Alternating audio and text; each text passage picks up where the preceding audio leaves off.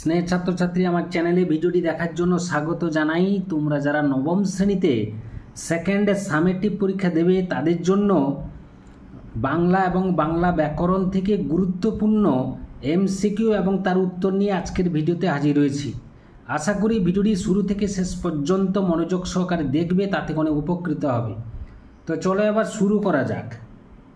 প্রথম প্রশ্ন রয়েছে একের দাগে, অজস্র চুলের চোমা ঝরে, কোথায় ঝরে? হিজলে, কাঁঠালে, জামে ঝরে। দুই দাগে প্রশ্ন, পক্ষীবিজ্ঞানীদের সম্মেলনের চেয়ারম্যান কে ছিলেন? উত্তর হবে সিনিয়র কোভারুবিয়াস। তিনে দাগে প্রশ্ন, নারীকুলের রত্নবিশেষ হলেন কে? উত্তর হবে মিসেস সেভিয়ার। চারে থেকে প্রশ্ন, দারিদ্র সব গুণ হরণ করে। বাক্যটিতে দারিদ্র শব্দটি কি ধরনের বিশেষ্য পদ? উত্তর হবে গুণবাচক বিশেষ্য পদ।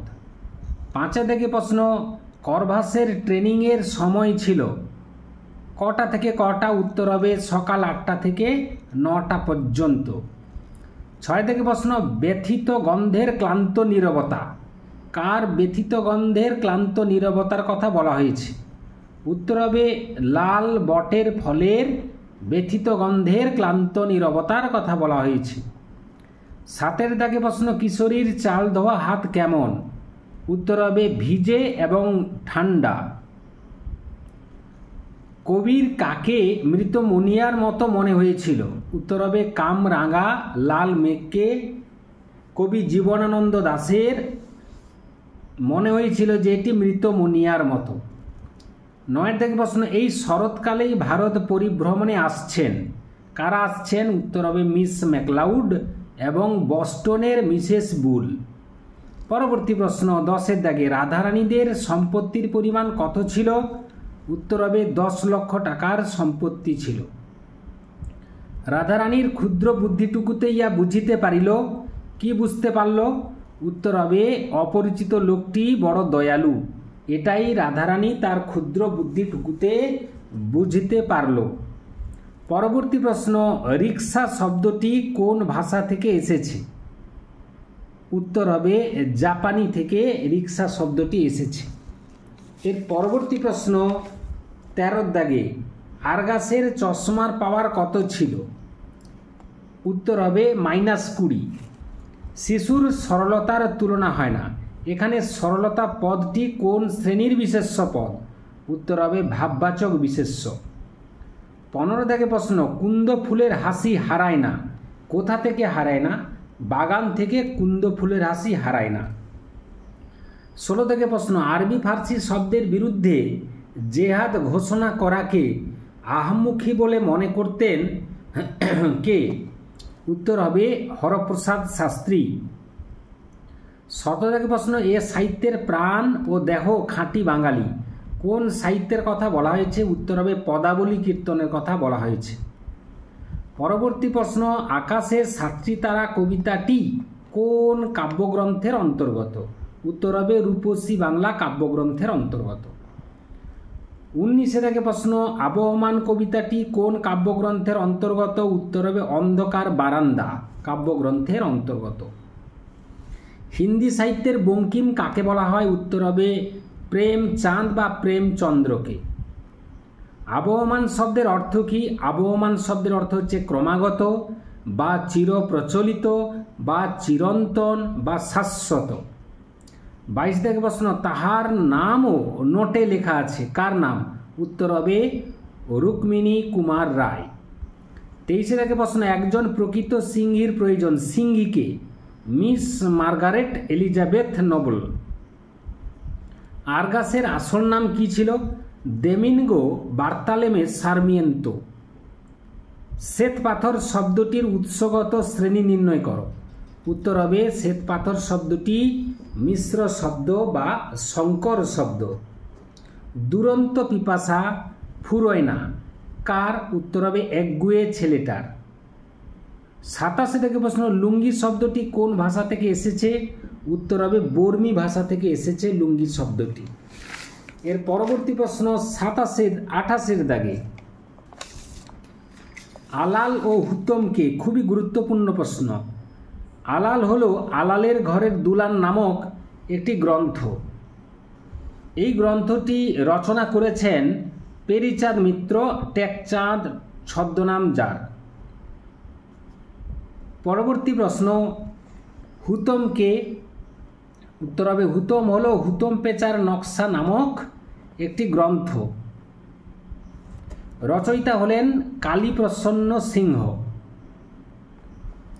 পরবর্তী প্রশ্ন 29 দাগে, স্বামীজি কাকে মা বা ধীরামাতা বলে সম্বোধন করতেন বা ডাকতেন? উত্তর হবে সারাবুলকে।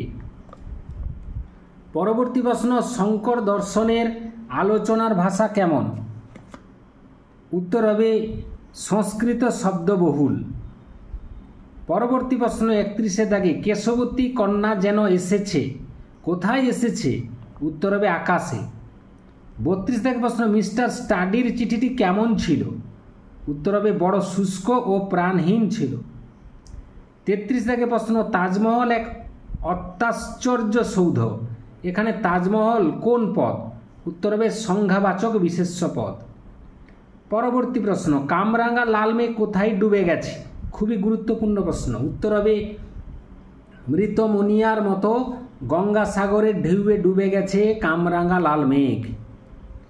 স্বামীজি কবে নবলকে চিঠি লিখেছিলেন এবং কোথা থেকে? উত্তর হবে 1897 সালের 29 জুলাই আলমোড়া থেকে, উত্তরাখণ্ডের শৈল শহর আলমোড়া, সেখান থেকেই তিনি নোবেলকে চিঠি লিখেছিলেন। করভাস কোন শ্রেণীর শব্দ? উত্তর হবে লাতিন শব্দ। 37 থেকে প্রশ্ন, রাধারানীর বয়স কত? উত্তর হবে 10-11 বছর বা একাদশ পূর্ণ হয়নি, দুটো উত্তরই সঠিক হবে। উর্দু সাহিত্যের মূল সুর কার সঙ্গে বাঁধা? উত্তর হবে ফার্সির সঙ্গে। 39 থেকে প্রশ্ন, হোটেলের কত নম্বর ঘরে করভাস ও শঙ্কু উঠেছিলেন? উত্তর হবে 71 নম্বর ঘরে। মানুষ মানুষের জন্য, এখানে মানুষ পদটি কোন শ্রেণীর বিশেষ্য? উত্তর হবে শ্রেণীবাচক বিশেষ্য। ক্ষুধার অন্ন কেড়ে নিও না, ক্ষুধা কোন পদ? উত্তর হবে সম্বন্ধ পদ। পরবর্তী প্রশ্ন, রামকৃষ্ণ সঙ্গে মাদার নামে কে পরিচিত ছিলেন? উত্তর হবে মিসেস সেভিয়ার।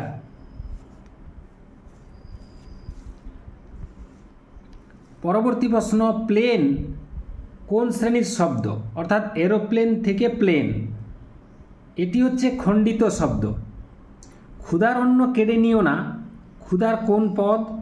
উত্তর হবে সম্বন্ধ পদ, অর্থাৎ সম্বন্ধ বিশেষণ পদ।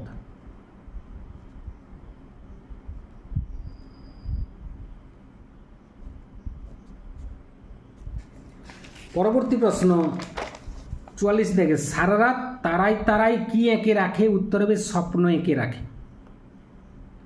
পরবর্তী প্রশ্ন, দেরাজ খুলে দেখি, শঙ্কু দেরাজ খুলে কি দেখলো? উত্তর হবে পাসপোর্টটা রয়ে গেছে। 47 প্রশ্ন, রাজা স্বয়ং দরবারে উপস্থিত, এখানে স্বয়ং হলো আত্মবাচক সর্বনাম। সততা মহৎ গুণ, সততা কোন শ্রেণীর বিশেষ্য পদ? উত্তর হবে ভাববাচক বিশেষ্য পদ। বড় ঘরের মেয়ে বলে রাধারানীর একটু ড্যাশ ছিল, উত্তর হবে অক্ষর পরিচয় ছিল। রাধারানীর আনন্দ হইল কিন্তু মনে ভাবিল যে, কি ভাবল? উত্তর হবে অপরিচিত ব্যক্তির কাছে মালার দাম নেব কি প্রকারে। 50 থেকে প্রশ্ন, প্রফেসর শঙ্কু পক্ষী বিজ্ঞানী বন্ধুর নাম কি? উত্তর হবে রিউফাস গ্রেনফেল। খুবই গুরুত্বপূর্ণ প্রশ্ন। পাউরুটি উৎসগতভাবে কোন শ্রেণীর শব্দ?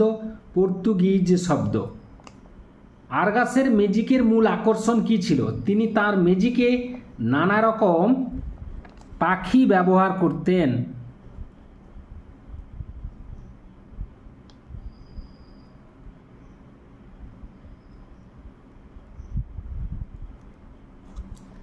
নামলে ছুটে আসে, কে ছুটে আসে? উত্তর হবে সান্ধ্য নদীর হাওয়া।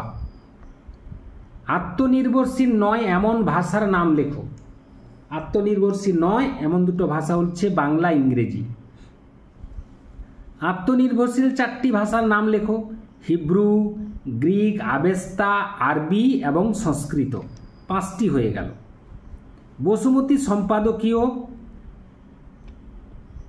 রচনার ভাষা কেমন ছিল? উত্তর হবে গাম্ভীর্যপূর্ণ। বাঁকা চোখ নামক পত্রিকার ভাষা কেমন ছিল? উত্তর হবে চটুলতাযুক্ত।